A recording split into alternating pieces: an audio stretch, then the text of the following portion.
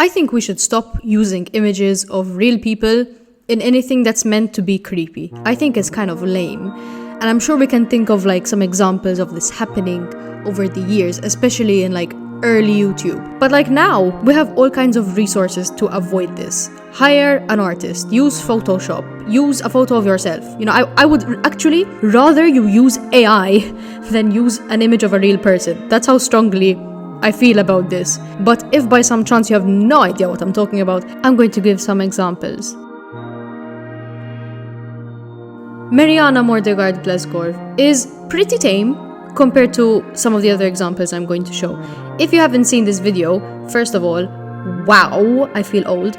There's like a whole urban legend around this video of a guy just staring at a camera, and it's meant to be like cursed.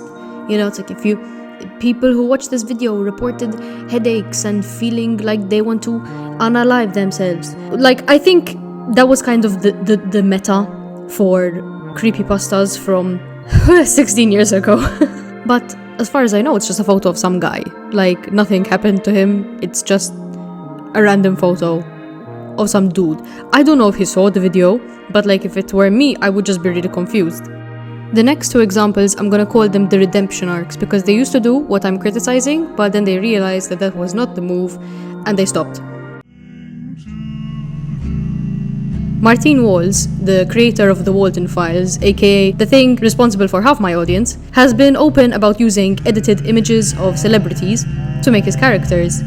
To me, this is not that big of a problem, because some of them are so heavily edited that like people had to go on whole searches to find the original images. Pero I will stand by my opinion that using Rodney Alcala as one of the bases for Jack Walton was not a great choice, because, you know, he's a That being said, Martine almost exclusively uses himself now as a base for Jack, so I guess lesson learned. I mean, I still love the Walton Files, but it would definitely be hypocritical of me to bring up other examples and not also include this, so yeah. I used to get questions all the time asking like why I won't cover the Mandela catalog, why I never made animations about it, etc.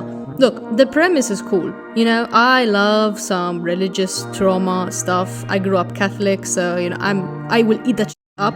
But I could never, like, really immerse myself into the Mandela catalog, because I recognized, like, all of the photos that were being used. When I see this image, I see the Baton Rouge serial killer police sketch, because that's what it is. They also used it for Selena Delgado Lopez. So that's another association people have, but you know what I mean. And when I see The Intruder, I remember seeing this police sketch like years ago, and it's of a guy who broke into a woman's house and robbed and assaulted her. So, on a less like selfish note, the problem with images of criminals in particular no longer being associated just with the original crime and the original context is people make fan art. Young fans especially may be inclined to make fan art of the characters in their favorite analog horror series. But like at the end of the day, this is thirst art of a real burglar. So I fully support Alex Kister's decision in revamping the whole series. That was a really mature choice. Good on him. Kister? I hardly know her. If you're familiar with the underground drag scene, you might be familiar with the Goddess Bunny or Sandy Crisp.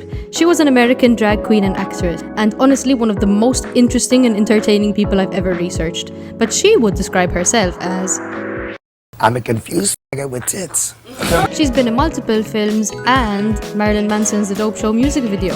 She has had to overcome many hardships in her life. When she was a baby, she contracted polio, which resulted in her disability. Her parents were divorced, and she spent her childhood in different homes for disabled children, where she suffered different forms of abuse, and she was targeted for her gender identity. She would come out as transgender at the age of 14, which was a very brave thing to do in the 70s, especially to a very conservative family. She sits there and tells me the do's and don'ts. Like, don't go in drag, don't mention your sexuality. I mean, she went on to the whole wicked outline of being a mother. You can find a bunch of documentaries about her and featuring her all over the internet, and I recommend watching them because I need you guys to know how funny and charismatic this woman was, genuinely. But the reason she's in this video is because if you were on the weird side of YouTube in its early days, you have likely seen Obey the Walrus. Again, it's another one of these like fake cursed videos. If you watch it, this and that will happen to you. A significant portion of the video is featuring old footage of someone tap dancing, and it's edited using like reversed music and colored filters and slowed down and stuff to make it look unsettling. And out of context, many people were unsettled. But this is footage of the goddess bunny, and it's just a home video of her tap dancing. When you take away the mystery and the cursed video story, you're just left with footage of a woman doing what she loves to do, edited to look creepy just because she has a disability. She received a lot of ableist and hateful comments after the video was posted. She actually did have something to say about it. And that Obey the Walrus, excuse me, I'm not a walrus, I'm a human being. And I would appreciate it if people would recognize that. So if you all would please stop posting negative comments online, I would highly appreciate it. Thank you. Sandy Crisp passed away in 2021 of COVID-19. She was 61. I really encourage you to look into her life yourself, because in my opinion, she achieved too much to just be reduced to a cursed YouTube video, which was just exploiting her disability. White House was an English noise band from the 1980s. If you look at their discography, you'll begin to notice a bit of a theme. Their music is very edgy. And when I looked online for any info about their agenda, if it's like, satire or they actually believe in the stuff they write about, the edginess kind of seems to be the whole point. The agenda is to outrage. Their lyrics and sound are meant to provoke like this visceral disgust. They're just 1980s edgelords. So let's do a bit of a literary analysis of the lyrics of their song Why You Never Became a Dancer. You can see a lot of references to the R word and references to lying about being, R-worded. I hate that I have to censor these words, but, YouTube.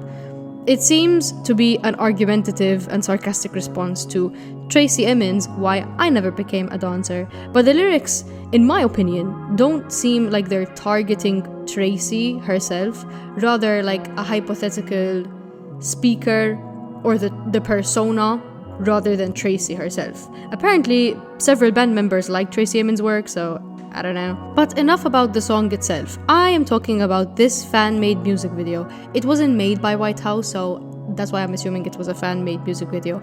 I'm not gonna go into detail about how it was edited or how it was actually made.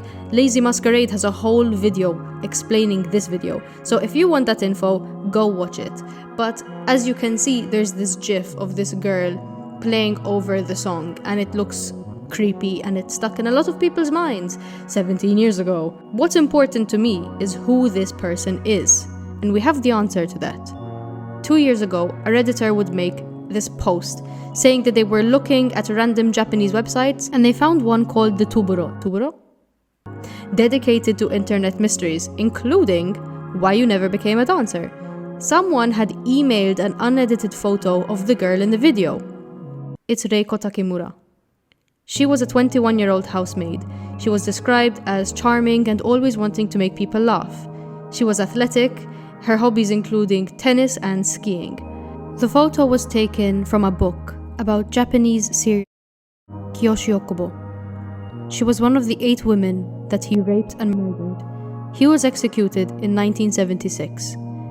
This one is particularly disturbing and infuriating to me because it's such a niche image. There's only 3 photos that we know of Reiko. One, as I found out while doing research for this video, was only discovered because of Lazy Masquerade's Discord server. So it's kind of impossible that whoever made this video didn't know the context of the image. It's like the ultimate form of disrespect to put an image of a girl who was raped and murdered over a song about sexual assault and lying about being assaulted. And on top of that, to have that image then be associated with like creepiness and urban legends being written about it, and eventually it kind of became a meme. To me, that is so disgusting and horrific and sad. Like, Reiko deserved so much better. Like, this girl had her whole life ahead of her. She was 21, she was my age. And her legacy, I guess, what people know her for, is her image being used to scare people. That's just sad, you know? That just makes me sad over anything else. Kind of reduces my faith in humanity just that little bit more, you know? I know I'm asking a lot here because, like, literally since the beginning of photography, photos have been ripped from their original context and turned into something new, usually with the intent to scare people. But I think now we should know better, and we should be able to look at these examples, especially when violent crimes are involved and there's like real victims whose entire image is altered by their use on the internet. I think we should be able to be a bit more cautious. There are other ways that don't rely on exploiting people. Yeah, that's my video. Bye bye.